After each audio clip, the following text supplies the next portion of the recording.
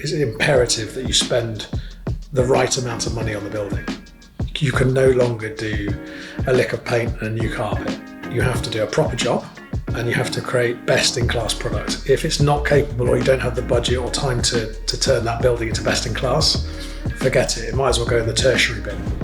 You can't scrimp and save, and you can't do anything in a hurry. You need to consider these buildings and just get under the skin of how on earth are we going to get people back to the office. And your buildings need to be the ones that attract those people back.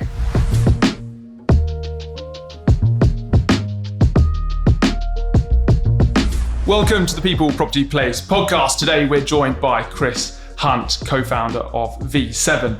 V7 is a creative and forward-thinking asset and development management company, passionate about transforming mismanaged office buildings or sites into dynamic, highly sustainable, service-led workspaces. Working with partners including institutional funds, family offices, private equity and individual investors, V7 add value to buildings by repositioning them in line with the very latest workplace trends and ESG credentials. Chris set the business up in 2015 alongside his co-founder Zach VC, having worked at Cushman & Wakefield and Legal & General Investment Management. Chris is responsible for development management and investment day-to-day, and then V7's business strategy, new concepts, marketing and growth. Chris, I know you like to have a lot of fun at work, but you also take some things very seriously. So much so, when you were invited onto this podcast, in order to get match fit, you went off and did a warm-up gig elsewhere first. So I appreciate you coming on, and welcome to the People Property Place podcast. Thank you, Matt. Thanks for having me. So look, we'll get on to V7, why you set the business up, some of the values and where the business is at today, and also what your plan is for growth there. But a place that I always like to start these conversations is, how did you get into real estate? Well, originally, when I went to university, I actually did one of the most woolly, possibly the most uneducated degree courses you could possibly do, which was called Recreation and Leisure Management at Cardiff Polytechnic. So not a massively well-known university, but nevertheless I got a place there. The course Recreation and Leisure Management was as woolly as it sounds, and instead of it being called Recreation and Leisure Management, it got shortened to Rec and Leisure Management, which in turn got shortened to Sex and Pleasure Management because there wasn't a lot of work being done. But on the back of that, the reason for doing that course was actually to go and take over from my dad's business. And he was a golf course architect. So I thought it'd be great to swan around the world, winning new golf course architecture mandates. But after 3 years of uni, I decided that probably wasn't for me. So coming fresh out of uni, super hungry, super ambitious, what do I do? Didn't have a clue. Went to speak to a couple of careers advisors.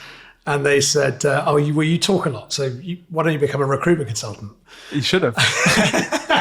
Maybe I've wasted. We're actually looking, so if V7 goes down the pan, I'll send you my CV. Call. Yeah, exactly.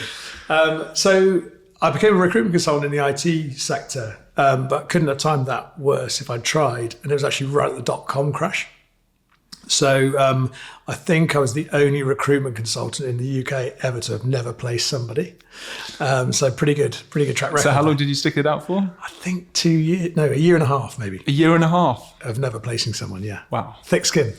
That is thick skin. Most people get chopped after 6 weeks. Yeah, I think I was just quite nice to be around in the office. So anyway, then after a while, one of the key clients of this recruitment consultancy was a company called 3, the mobile phone business. And I happened to find myself in a meeting where they were looking for someone very specific, and that was they were looking to recruit somebody that would set up an online mobile phone retailer. And I was sat in the meeting thinking, this doesn't sound too hard. I'll put my hand up for it. So in the meeting with my boss and the client, said, what do I do? Having done no placements? None of that before. So, which was, it was great because they turned around and said, yeah, let's go for it. In front of your boss? In front of my boss. With him. With his client? With his client. Talking about a job, and you said, oh, I'm gainfully employed, but I'll take the job, or I'll throw my name in the ring. Yes, I mean, but what we actually did is we set up a new business, which my boss owned with me. And then we set up a joint venture between us. So it wasn't as simple as me just jumping ship. Anyway, nevertheless, set up this online mobile phone retailer, sold thousands of 3 phones back in the day when they were, the size of a brick, and you could video call on them, which was a novelty. And eventually sold so many, and the phones were so bad that we had so many complaints about these phones.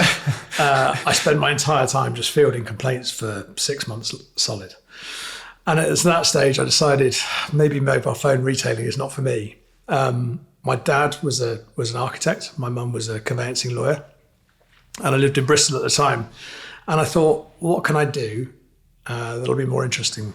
So I wrote a business plan, gave it to my mum and dad and said, can you lend me some money so I can go and buy a house and convert it into some flats? Having never done that before either.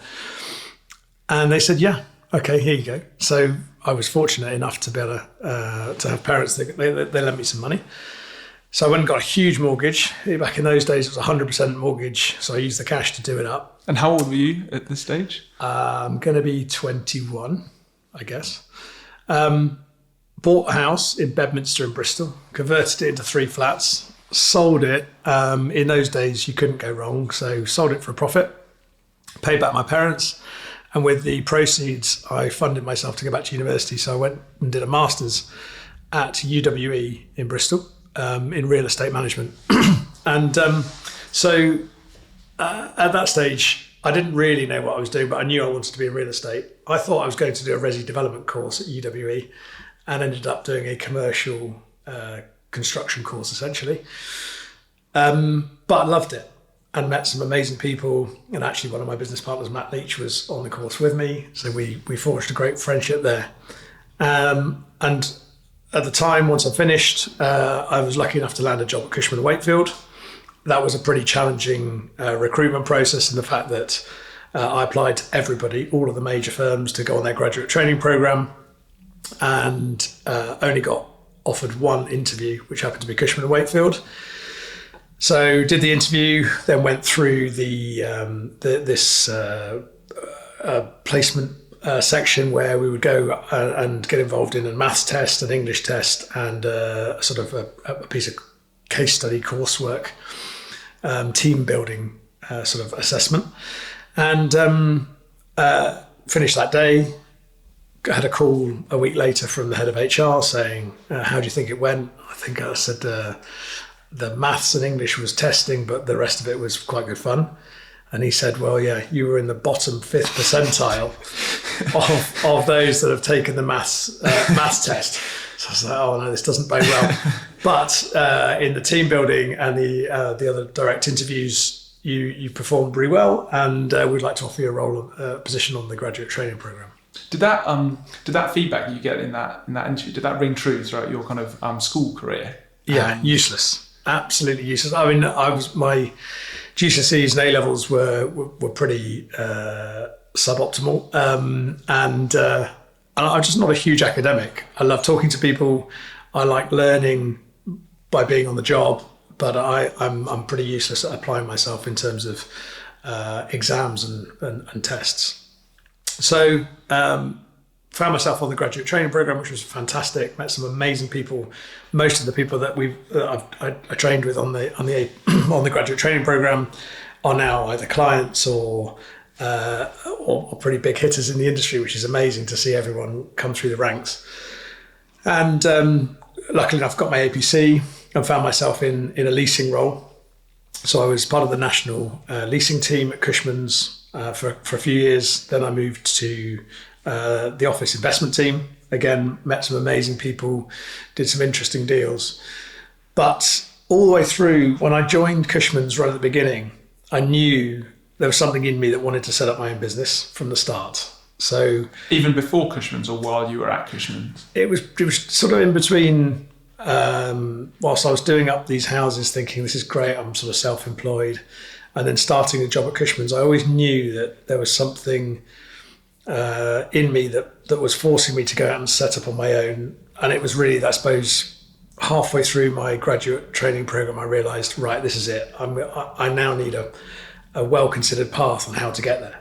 So I drew this chart, which I funnily enough had on my fridge for ages, which was basically a time along the bottom and then position along the vertical axis. And I was like, right, okay, I'm going to work in the leasing team for 2 years, the investment team for 2 years, then I'm going to go client side and get an asset and development management job, and then I'm going to go and set up on my own. And almost to the day, it came true. And I think that's because I just had a really clear vision of what I wanted to do and when I wanted to do it by. So after my Cushman's spell of leasing and investment, did you because you said you're a good talker and clearly very gregarious and personable and enthusiastic, naturally your skill set aligned to leasing and investment rather than management and valuation?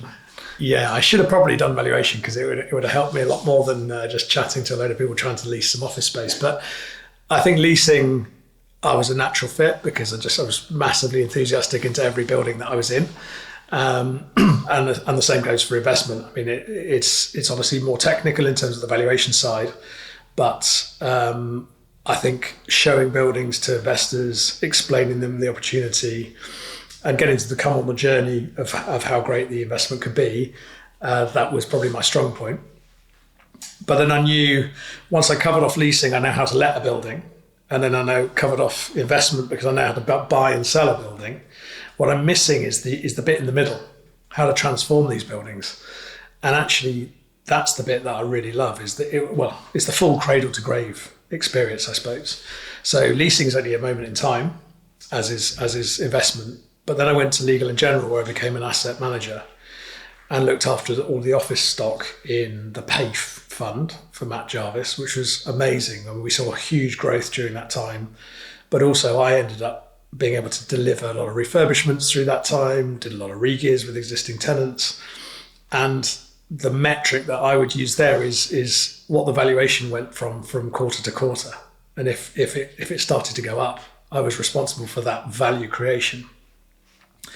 So after a few years at Legal & General, I then had the leasing, had the investment, or actually the other way around, had the investment on the buy side. I could deliver the asset development management, and then I could sell it at the end. And that just felt like a natural fit.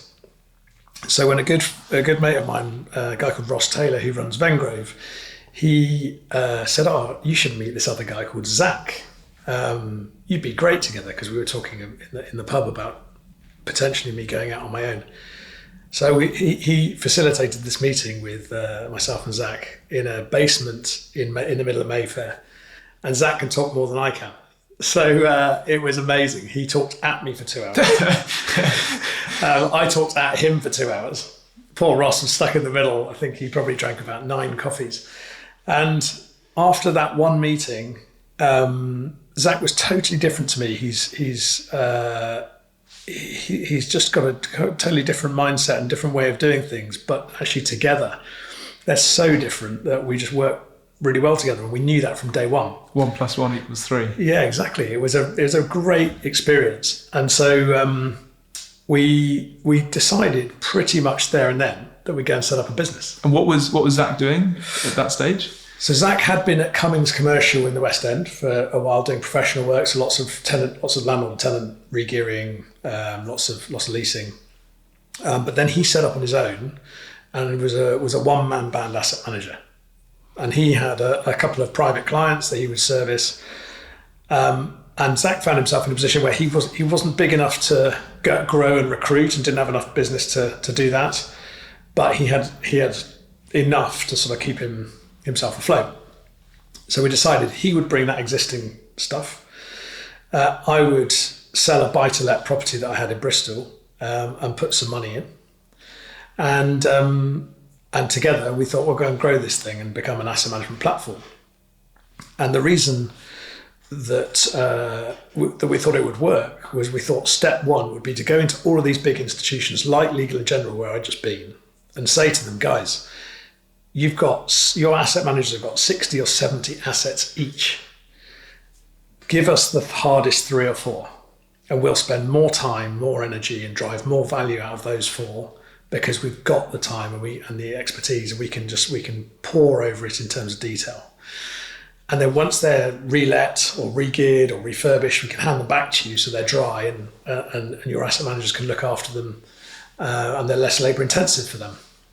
which in principle sounds like a great business plan. Sadly, we went to see everyone. We went to see Aviva, Legal & General, M&G, Schroders, you name all the big names. And they all turned around and said, it's a great idea, but we tell our investors that we do this ourselves and our asset managers can do this themselves. So there is no work for you here. And Zach and I, after about 6 months, thought, oh God, we could be in a bit of trouble here. And then we ended up working or speaking to a guy called Robert Wolstenholme. Again, great guy. He runs a business called Trilogy, which sprung out of Resolution at exactly the same time we set up V7. And he had gone under offer on a very, very large asset in East London with LaSalle. And we got on with Robert really, really well. And he was looking for a team to help him deliver this huge project called Republic. And we put up our hands and said, why don't we work for you? So V7 worked for his business Trilogy, and we transformed this massive campus together down in East London, which was our first gig, I suppose. But it was 600,000 square feet as your first asset. So Zach and I worked together on that quite well together for a number of years. But during that time, my old mate from university, Matt Leach, joined us. There was then 3 of us, and Matt's role was to expand V7 and grow the business as quickly as we could. So he spent 100% of his time going and talking to investors, understanding their issues that they have with their buildings and how we can help to improve them. And after about a year, they came like buses. We had a number of projects on with Kames Capital, which is now Aegon, and CBRE Global Investors. And once we started to deliver these schemes, and obviously delivering Republic with Robert, it started to snowball. So we'd do a good job, someone would hear about it, we'd get approached by somebody else, can you help us with our building? And over time, over the first 3 or 4 years of V7, we completely transformed as a business. We went from what we thought was going to be an asset management platform for the institutions to a development management specialist, delivering refurbishments and then going through with the reletting of these spaces for a mixture of investors, from private equity, high net worth, through to the normal institutions. And then over time, the asset management side started to slip away and our refurbishments got bigger and bigger. And we went from, it was a sort of super organic process. We went from refurbishing 10 to 20,000 square feet to suddenly finding ourselves developing 100,000 square feet. And since then, in the last, say, 4 years, the business has completely morphed into a full-scale developer. So we now partner with all sorts of private equity and institutions still, but we tend to source the opportunities, we underwrite them, we write the business plan, we go through on the buy side. So using the investment knowledge, we then have to deploy that business plan. So it's incredibly important for us to appraise these projects properly so that we can actually deliver them as we say we would. So there's no point in pushing the numbers too hard and then under delivering. But if you don't push them hard enough, you're never going to buy them. It's a really difficult balance there. And then see the developments through. So most of us, I suppose, our sweet spot is taking 1970s, 80s buildings, ripping off the non-performing parts, so all of the M&E, usually the facades, and rebuilding them, putting them back to the best-in-class offices you can possibly produce.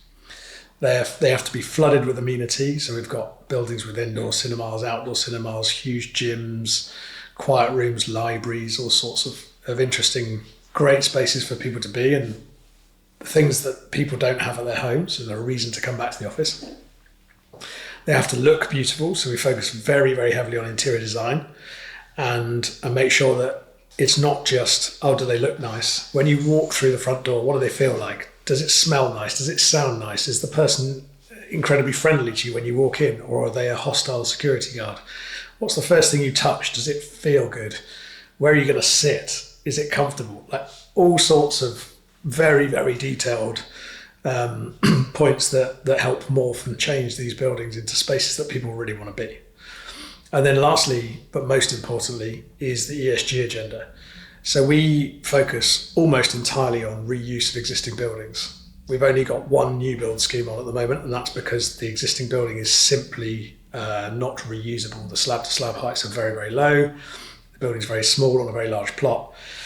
But so what we tend to do is focus very heavily on the reuse of existing frames and structures, which saves a huge amount of embodied carbon. And then we put it back together very, very carefully. And we have a policy that we use at P7, which is called the use less, waste less policy. And what that means is that us and our team, we always challenge at every stage, can we put less into a building? Because if we're putting less in there, there's less embodied carbon being used. And therefore, it's the most efficient and greenest refurbishment we can possibly produce.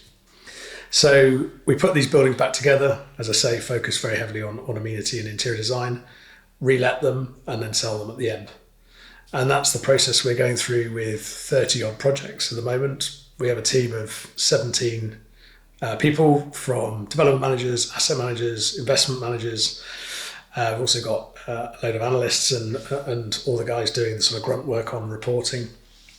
And we're now this little brigade of people just loving transforming old tired buildings and giving them longevity and obviously a reason to survive, rather than just bulldozing them and knocking them down.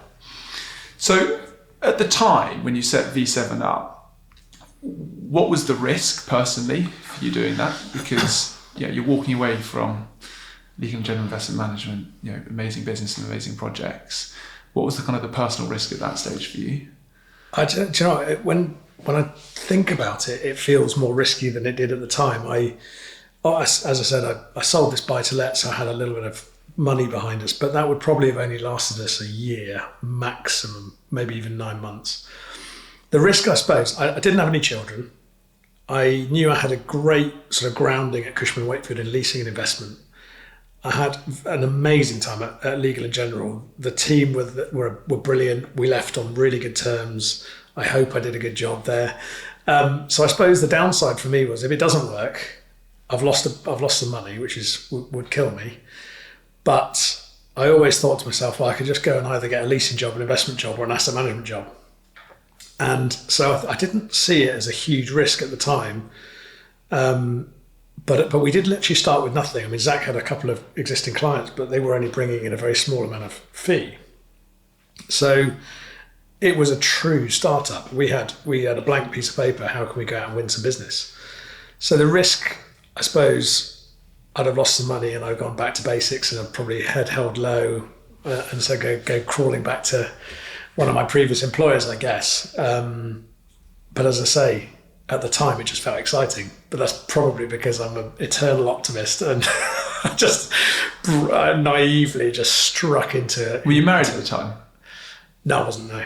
So I had a girlfriend who's now my wife. But she was encouraging. She's also a businesswoman and very, very career focused. So from her perspective, she was, I think I mentioned, I want to go and set up on my own. She's like, when? Go and do it now. And I was having to control her, saying, well, we need to write a business plan. So, I think the risk was, the downside wasn't as scary as it seemed.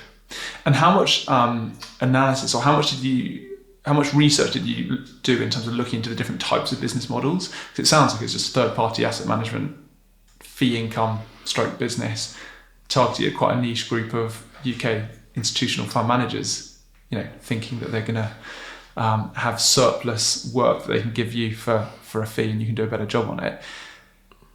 Did you think about doing the co-invest and sourcing the deals, or was that literally just a natural evolution of the business as it grew at that stage? We only ever anticipated to become an asset management platform. We wanted to be a big asset management platform, but we wanted to be sort of the Hudson Lone Star kind of operation, in the fact that we were just the asset managers delivering really good transformation of buildings and added value to those buildings. We didn't once think for one moment that we may be a fully fledged developer in a few years' time, but it just took a natural course. And we still offer an asset management service.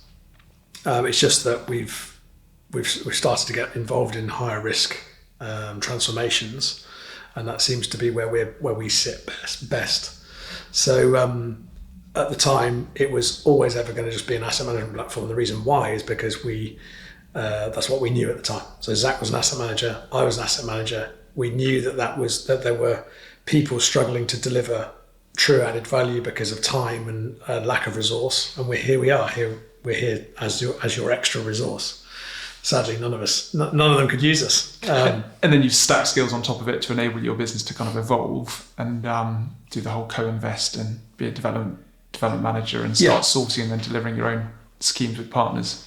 Yeah, exactly. I mean, we describe ourselves as ground up, not investment down. So we're not a load of investment agents that are really good at buying stuff, but I can't actually deliver the projects. We're the guys that would deliver the schemes first. So we're ground up. We're the people on the ground. We're on site. We're in every contractor meeting, and we're the guys that actually deliver those projects for you. Just so happens we can also source deals.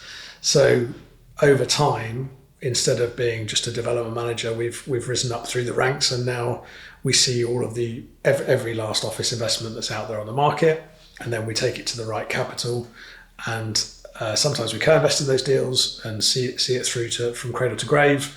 Other times we don't co-invest, we just deliver the redevelopment and the leasing for someone that perhaps already owns that building. So it's nice to have a bit of both. So it's office focused predominantly, and it's UK wide, isn't it? So is it all major kind of UK cities, or how would you segment it?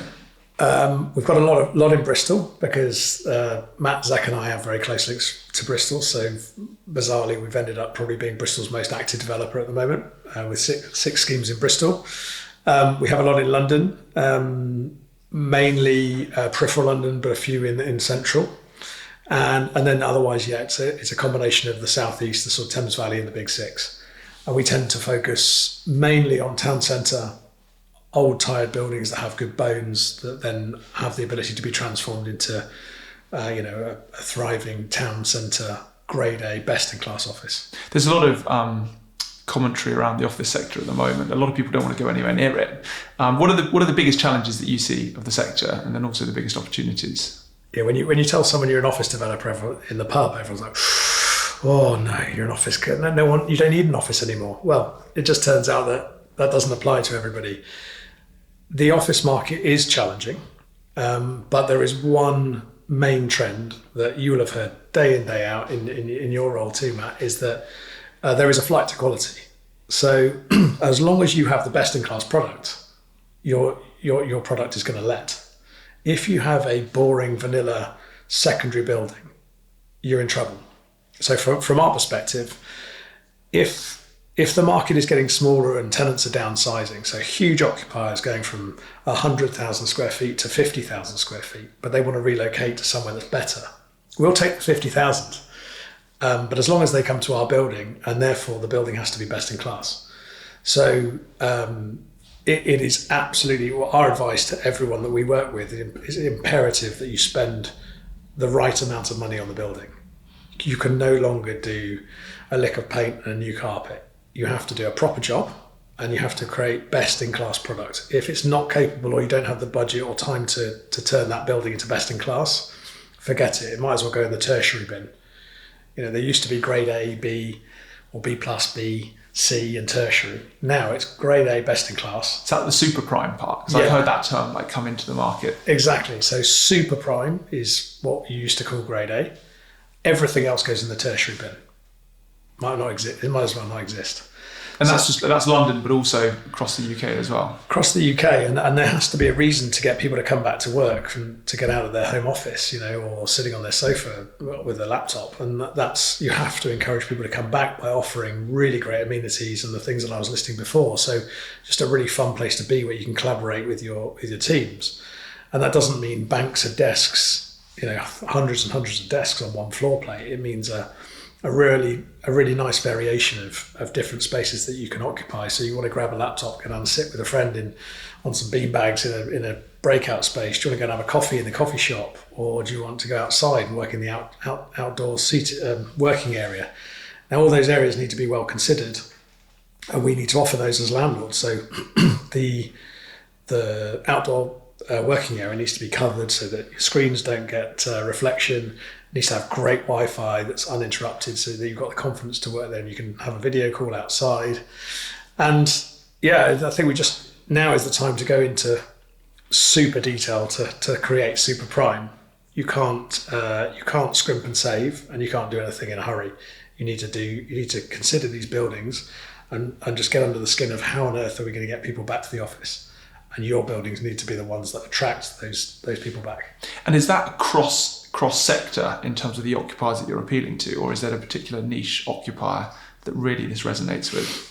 Yeah, I mean, good question. That certainly used to be the case. No, it's not the case at all anymore.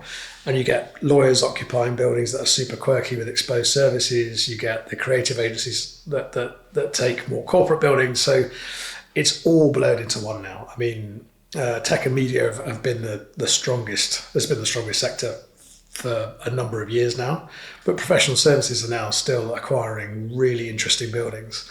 So gone are the days, I think, where you have a building that you particularly target one sector. That may happen maybe in the insurance district in the city, or Shoreditch, for example. There's a slant towards the sort of creative and media and tech side. But I mean, UK wide, it's a free for all. Talk to me about the evolving relationship between the landlord and tenant as well, and how that's changed.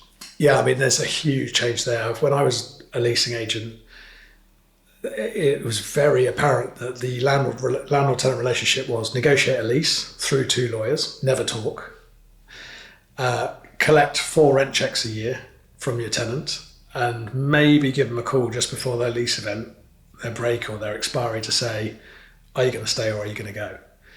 I mean, the most hands-off approach you could get, and that's how it used to be done. Totally different ballgame now. In all of our buildings, there are building apps.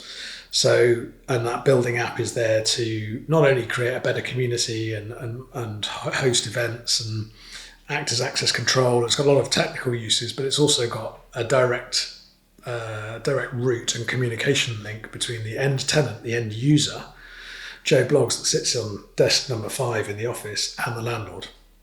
So you can say, I'm unhappy with the building, it's too hot, the toilet's blocked, there's been a water spillage in the lift lobby, and that comes immediately to us. So it's a really close relationship in terms of ongoing management of those spaces.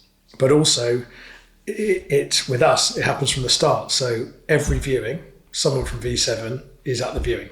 The agent? With the agent, yeah.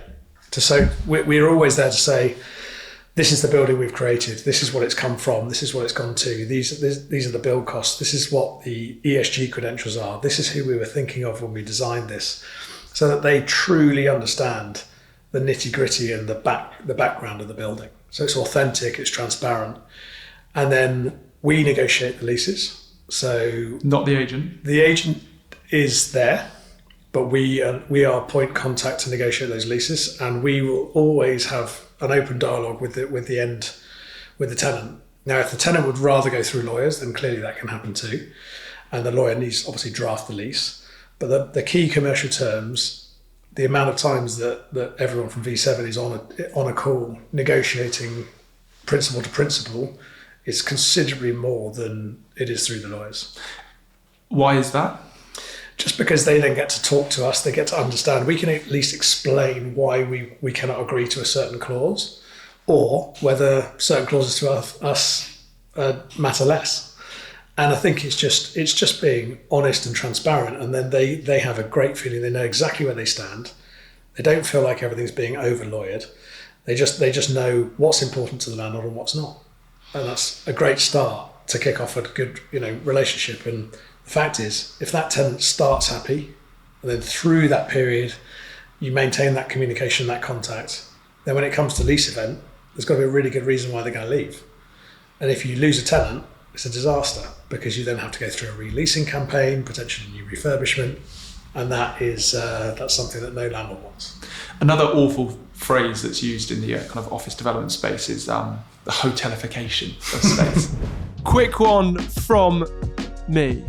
If you haven't already, subscribed or followed this show on the podcast or app where you listen or watch, please do. It takes 10 seconds and helps tremendously. I've got really big plans for the People, Property, Place podcast, and that one small action really, really helps grow the show and the presence and enables us to keep doing what we're doing. So if you haven't already, please follow or like on the platform you watch or listen to. Thanks so much. Do you look to hotels, or do you look to other sectors, or do you even look to other countries and other developers for inspiration? Because a lot of what you're talking about, it seems like you've been on like the front foot of this for years, and a lot of people are kind of catching up to it now, or have been over the last couple of years. Where do you get your inspiration from? Is it that relationship and that dialogue with the tenants and really asking them what they want in their building? A bit of both. This sounds super cheesy, but bear with me. That we run a thing called the V7 formula at V7. It is nothing more glamorous than an amazing spreadsheet with thousands of photos on it and lots of descriptions of cool things that people have seen or are inspired by. So this formula is broken down into interior, exterior, tech and the app side, what happens on roof terraces, and just etc. So lots of really fun ideas in this formula. But that formula is just pumped full of ideas. And then when we come to spec a scheme and draw up the development brief, we dip into this formula and we try and take every good idea that anyone's ever had and pump it into the brief. And the reason, the way that these ideas tend to come about is that we take, exactly to your point, inspiration from all other sectors other than offices. The last thing you can do is go and take inspiration from what's happening in the office sector right now, because otherwise they're all going to end up being exactly the same.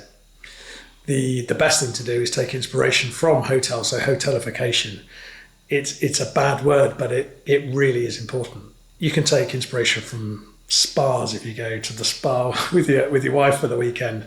If you go on holiday, it could be a customer service thing or it could be a physical attribute of a building. You can take inspiration from restaurants and the latest restaurants in London. What are their toilets are like? It's sort of, it goes down into this crazy level of detail. But if you aggregate all of these little ideas and pump them all into one brief, and then you make sure that you deliver that brief into a new office building, people are wowed by amenity and the offer that's actually already being done elsewhere in the world. It's just in different sectors. You're dealing with a lot of buildings that need to be refurbished. There's no doubt going to be constraints from like a planning position, and obviously to kind of create the additional value, you've got to get massing without getting too technical and further floors. Or how do you navigate that with existing frames and structures and consents to justify and get your return? So I think from our perspective, there will always be planning constraints. There will always be physical constraints, but we tend to get involved in projects where the fundamentals and the bones of the building are of sufficient quality. So if the floor to ceiling height or the slab to slab height is just simply too low and will never work as a best in class building, then that's probably not a project for us. It's probably a project for a new build developer. But for us, there will be physical constraints, but you can always work around them with some really great design by using the best in class architects. There will be planning constraints, but because you're typically dealing with 1970s, 80s buildings that have been unloved and are super ugly, then we're coming off a low base. So planners tend to be very receptive to our proposals in terms of transformation of the look and feel. Then it's just a case of how big can you go. And before we end up going through the planning process, we'll always have one or two pre-apps, sometimes three, and we'll always have detailed DD advice way before we start the whole design process. So we'll work with planners, with rights of light, daylight, sunlight consultants, structural engineers, just to make sure that the principles of what we're looking to achieve are correct. From an ESG perspective, there's lots of different accreditations, and it's a bit of a minefield. How do you navigate that, and how do you kind of stick the V7 badge against particular credentials? Because sometimes they're at loggerheads against each other, right? Yeah, the credentials is a really difficult one right now. I'm probably going to upset loads of people saying this, but for us, the number one credential, but it's not even an accreditation, is net zero carbon. There are 52 billion tons of carbon pumped into our atmosphere every year, and I'm not saying we're gonna change that hugely, but we will try and change that where we possibly can.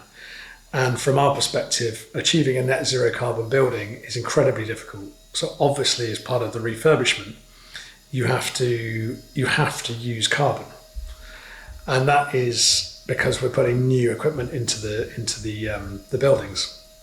But as I said before, if we use less and challenge where possible, we will end up using the smallest amount of carbon as possible that goes into the building in the embodied carbon, and then that'll have to be offset. And you'll have to use a credible offset scheme, which I could talk about this for hours, but there aren't very many at all.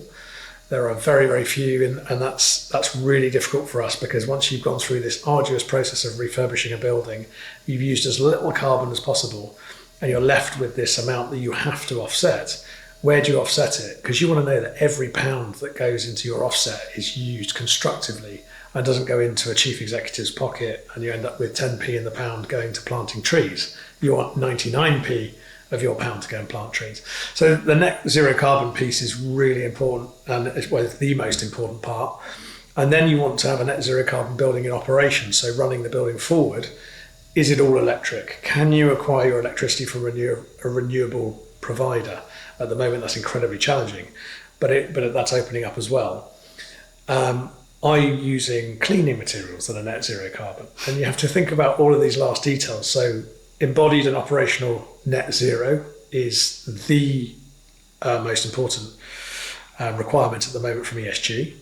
In terms of accreditations, the only two that we think are worth their weight in gold at the moment are BREEAM, and that's quite often a planning requirement now, and NABERS, which is an Australian accreditation which come over in the last few years, again run by the BRE, and that is ensuring that buildings are run efficiently in terms of operational energy.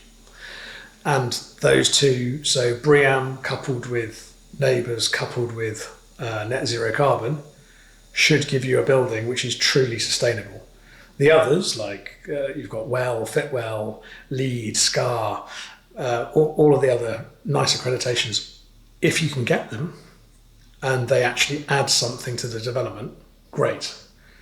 But don't just get them because they're badges and they're easy to get. If they're low-hanging fruit, they're probably not going to add much to it, and you're not really doing it for the right reason.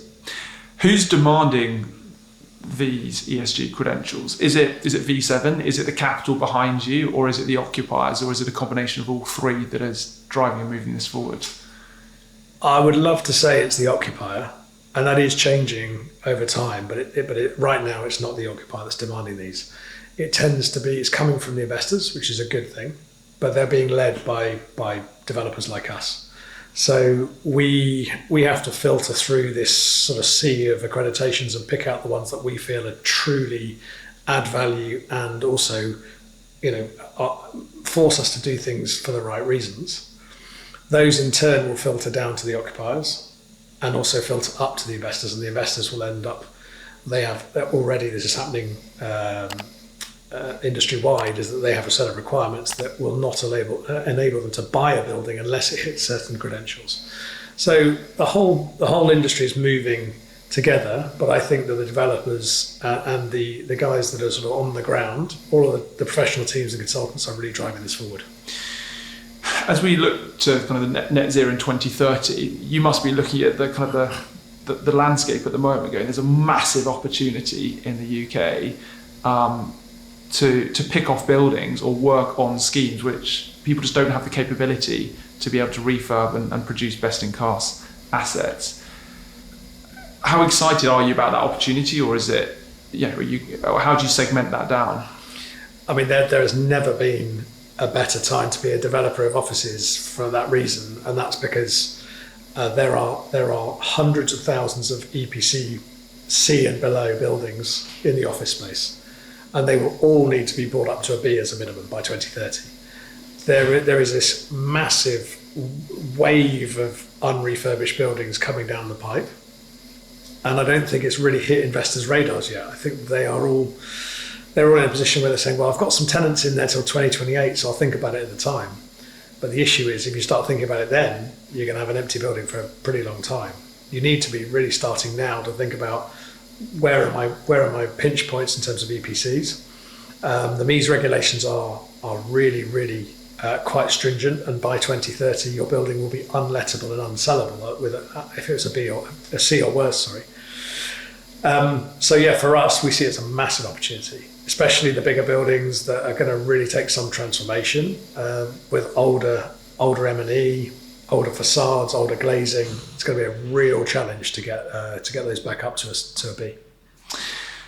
You mentioned earlier in our conversation, you've grown V7, the headcount's currently 17. Can you talk to me about how you've gone about building a high-performing team and, some of the challenges and some of the things that have gone quite well with doing that? Sure. We're a team of 17. We never really had any plans to get to 17 or anywhere near that size. We just wanted to be a super profitable niche team. But this team of 17 that we work with now, they're amazing. They are all on the same journey. They're all wanting to achieve the same thing. Everyone is pushing, and they're pushing us on the green agenda to make sure we're doing things for the right reasons, which is it just feels like such a good team to have on board at the moment and to work with. And we're excited to work with them every day. The way we work as a business, and this again sounds a little bit cheesy, but we're a strength-based organization. And what we mean by that is that we don't focus on people's weaknesses. So the analogy I would give is you've got a rugby team, you've got a prop forward who sits in the scrum. He's a big lad, he can push very well and is very strong. And you've got a winger who's a very small guy, but he's very fast on the wing. You would never swap those roles. You'd never put the winger in the scrum and expect him to do a good job.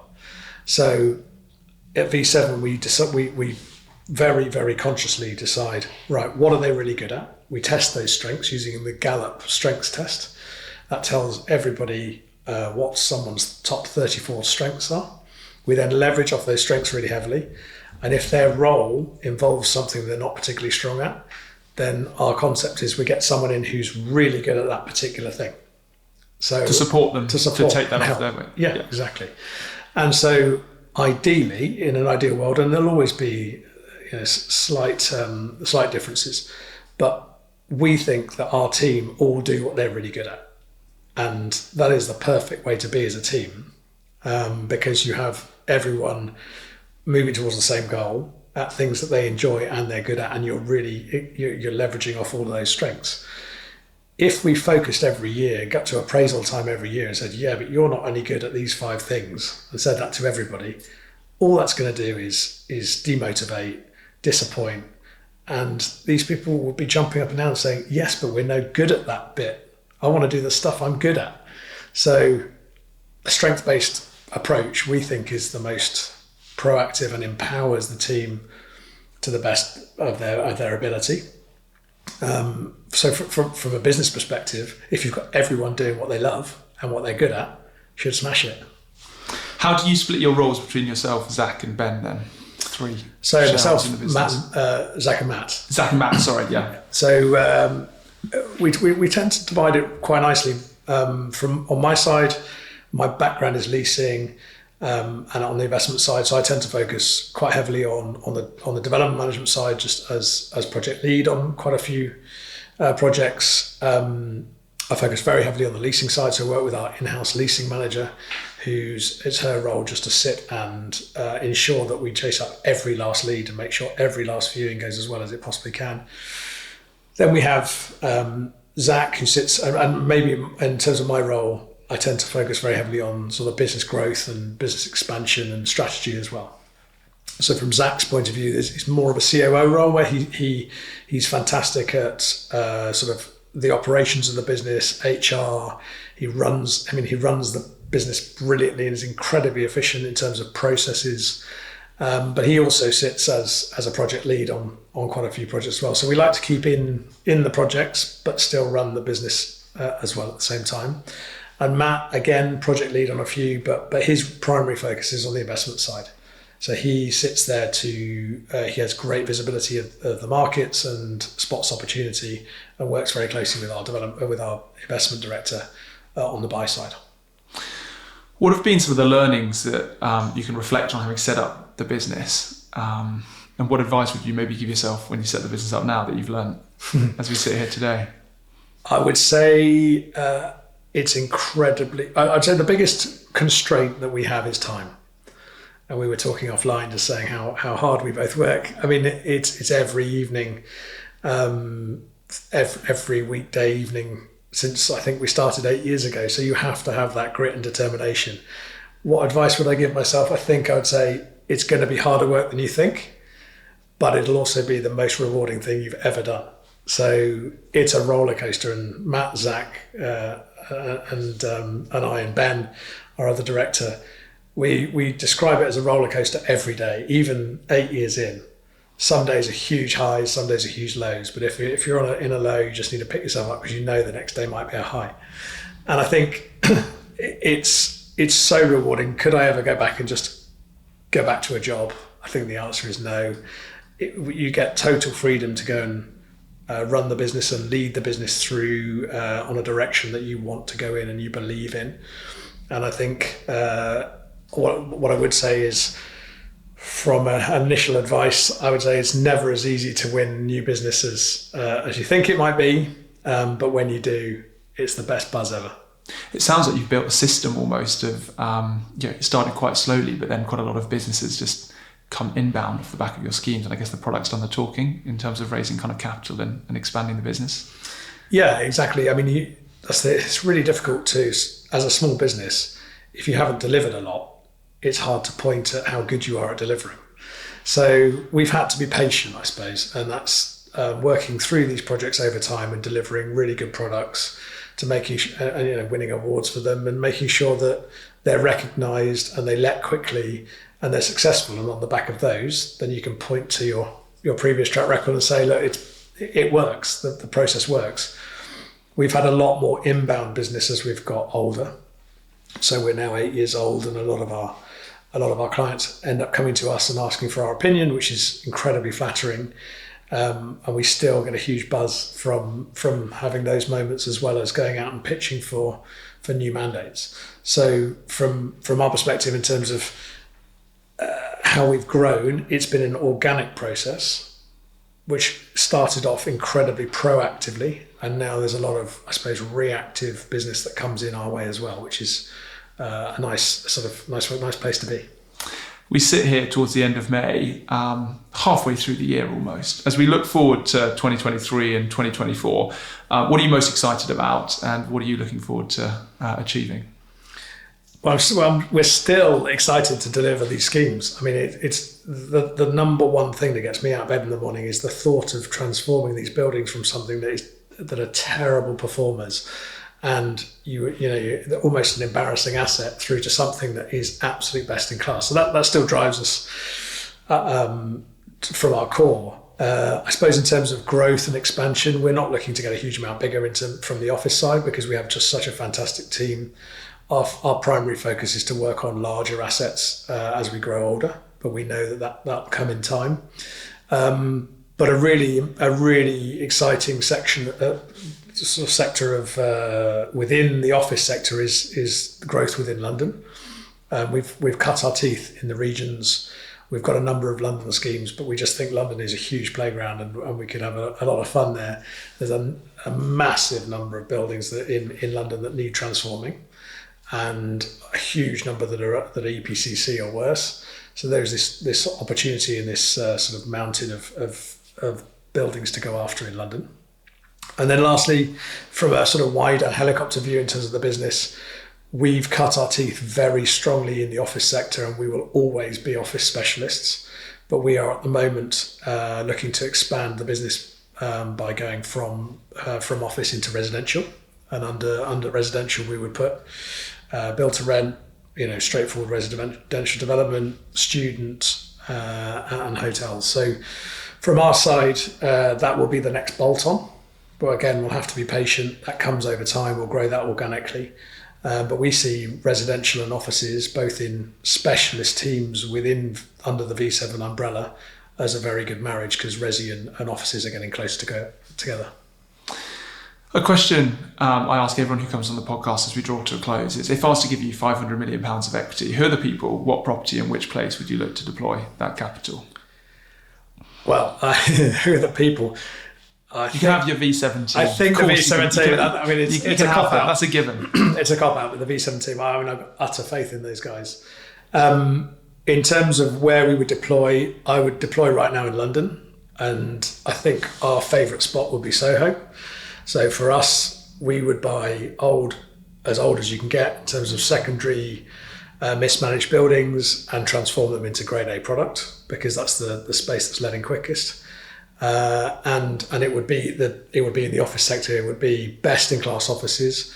But what I would probably be minded to do is look into mixed use as well. So under the same asset, you used to have your office values were always tarnished if there was residential and offices together. And I think the world is becoming closer and more mixed use in general. So I think that's much more accepted. So I think what would my perfect investment be right now? It would be a vacant building in the middle of Soho, probably on Wardour Street, where I could produce best-in-class offices with a load of apartments above it. Well, Chris, your energy, your enthusiasm, your vision, and the business you're building is certainly kind of infectious and very inspiring. So thank you so much for joining me on the podcast today and sharing a little bit about your background and route into real estate, and also the plans you have for V7 moving forward. Pleasure. Thanks for having me. Thanks. Thanks for listening to this episode of the People, Property, Place podcast. If you found it insightful, feel free to share it with a friend or colleague. Subscribe, give us a rating, like or comment. It helps tremendously. It'd be great to hear from you on LinkedIn. I'm super open-minded to recommendations of guests we should get on the podcast, or areas of the market we should explore further. So do drop me a message. The People, Property, Place podcast is powered by Rockborn. The team recruit experienced talent for investors, owners, developers, and operators. So if you're considering your career options at the moment, or looking to attract top talent to work for you, head over to the website www.rockborn.com, where you can find a wealth of research to aid your search. Have a great day wherever you are, and I look forward to catching you next time.